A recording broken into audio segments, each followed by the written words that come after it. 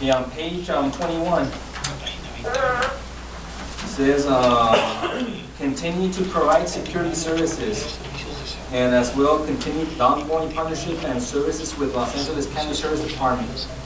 I mean, honestly, I think that before, we spend all this money, because we're talking about $240,000 for the security services, and we're talking about $90,000 for the, partnership with the sheriff. I mean, how much longer are we going to outsource, the security of our students? I mean, we're missing all this money, for an outside contractor. You know what I mean? But we really haven't invested on campus supervisors, and provide that training. I mean, honestly, we're talking about, a 3-year plan. Okay, what's going to happen on year 4, year 5, year 6? We'll have to run out of money. Who's going to be doing these services for us? I mean, like I said, we need to invest, on our employees, giving the proper training that we need when it comes to the security of our students. Because honestly, if it wouldn't be for the L company, there's no way we could afford this money. I mean, instead of funding all this money for security, we need to invest it on the campus supervisors, and also, I mean, we need to invest it probably in the after-school program that it's, being, shorthanded because of lack of funding. So I mean, there's so much money that we could do. I mean, I'm not saying that the security of our students is not important, because it is, but we need to make sure that it stays in-house. We cannot afford it any longer to be paying somebody else to do that for us. That's all we do. We just wash our hands and that's it. So basically, I don't know how the rest of the board feels. I mean, we need another solution. Just by having the security company or the sheriff, sheriff doing their route at a school site. So I don't know how the board feels about this one. Oh, okay. Well, with the sheriff, at first, beforehand, they used to be about 4 years ago, they were our resource officers. And we had, as the previous board, had a contract with them to become the resource officers, but once the funding was gone, we could no longer provide the service. Now, for the security, I mean, that is a high price. Now, I thought the initial security on there was because of the break-ins that we were having at the school site and not just at the middle school. So, and I understand we can outsource our own employees that are within, but we will still have to pay the same amount that we're paying now for the services will be the same amount that we're going to have to give them training, which they will have to go to Rio Hondo College.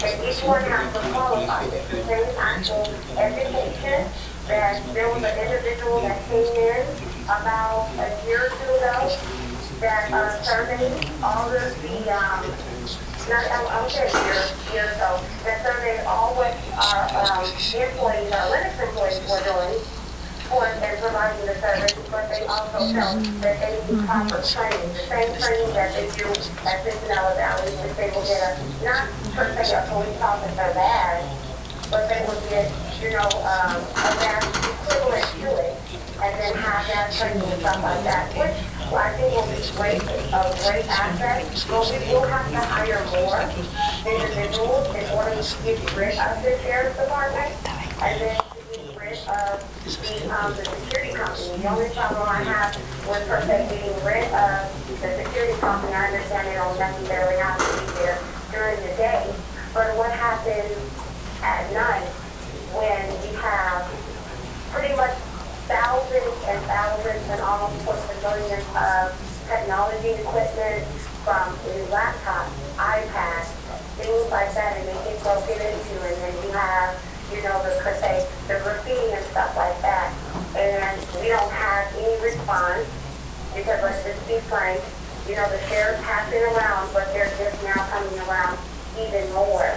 And speaking to certain, not some parents, but even community members throughout, they liked the sheriff, yes, but they were happy with the security company.